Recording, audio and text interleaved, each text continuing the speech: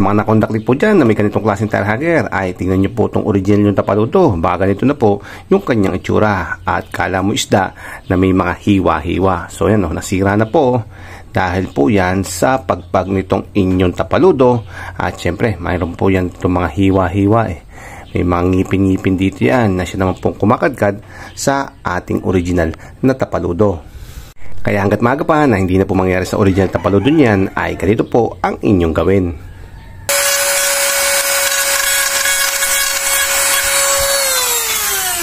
Po, sa mga nakondakli po dyan na wala pa pong tapaludo yung kanilang motor at nagbabalak po kayo lagyan, eto, sale po to sa online store, either Shopee or Lazada, sa halagang 77 pesos. Siya nga pala mga pare ko, babala lang po na may issue po yung ganitong klaseng tire hugger. At pag nakabit po kayo dito, posibleng ganito po yung mangyayari sa inyong original na tapaludo. So magkakaroon po siya ng guhit na kadkad. Kita nyo po, nakala mo isda na tinarian. So dahil po yan dito sa mga nakausling plastic na to, sa tapaludo na to.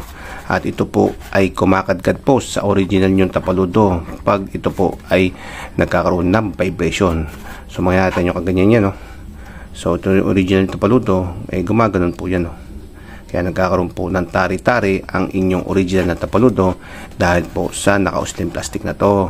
Pero huwag po kayo mag-alala na hindi po tayo papayag na magkaganyan po yung ating original na tapaludo. At meron po tayong paraan. At isa po sa paraan natin, syempre yung kumakadkad, yung mga excess na plastic na to, bawasan po natin. Or either naman na talagang tanggalin na natin sa pamagitan po ng pencil grinder. Then, ayan, nakita nyo, tatama rin po to sa ating original na tapaludo. Kailangan lang po natin itong sapinan. At isa po sa mga sinasapin ko dito, yung mga ganitong klaseng foam. Kaya maganda po kayo ng mga ganitong klaseng foam o kaya naman po ay mamili kayo. So marami po nito sa paligid at marami din pong nabibili. At saka nyo po siya ihubog ng ganito. At lagyan nyo po siya ng butas. So sa akin po, yung original tapaludo ko ay may butas po talaga yon. Dahil binutasan ko na po yon sa ating unang tapaludo pa lamang. Dahil yun po kasi ang nag-hold dito sa pinakagitna niya. So may hold na po tayo sa gilid, dalawa. At meron pa po tayo isang nag-hold dito sa ating tapaludo sa gitna niya. Kaya secured na secured po. At talaga naman pong walang palag-palag at wala po siyang masyadong vibration. So ganito po ang mangyayari. Kaya pag pumatong na po to sa ating original tapaludo, kahit nga po sa kamay natin, secured na secured. At wala man lang pong gagasgas sa ating original na tapaludo. So ito mga pare ko, nakabit na po natin at wala po tayong binago dito na tornilyo, same pa rin po. So nagdagdag lang po tayo ng mga spacer para hindi po masyadong dumiin dito yung ating tornilyo at basagin po itong ating tire hugger. At ito naman pong ating foam, so pwede nyo po itong idikit dito permanently. Sa atin naman po ay hindi, dahil posible pong palitan po natin to pag ito po ay masyado na pong manipis. At ito, meron naman po akong tritong bolt. So ito lang po yung dagdag natin dito ko lang po to pinapasok.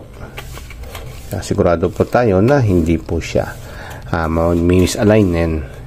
Then after that is papatong na po natin itong ating tire hugger. Makita nyo, siya pala mga pare ko, kung may problema po pa yung mga sa gilid, ayan, pwede nyo po yan na i-grind.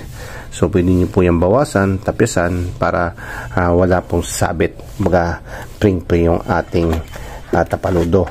So yan po yung ating bolt. Ayan. Then kunin lang po natin yung ating nut at washer. So washer muna po una. Then saka po itong ating cap nut. Kung natatakot naman po kayo na baka matanggal itong cap nut, di palitan na po natin siya ng lock nut. Ito 100% na hindi po to matatanggal. Then dito naman, syempre kabit na po natin itong ating original na mga tornilyo.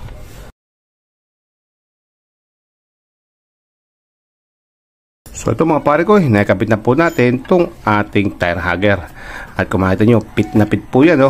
Siyempre, pakikitabin po natin yan. At sa magtatanong po kung ano po yung ginagamit na pampakitab dito sa ating motor, wala pong iba kundi ang ating homemade DIY BS1. Sabi po ba? Effective po yan. So yung mga pare ko, dito lang po yung ating video. At maraming salamat po sa panonood. Para sa inyo mga pare ko, paalam.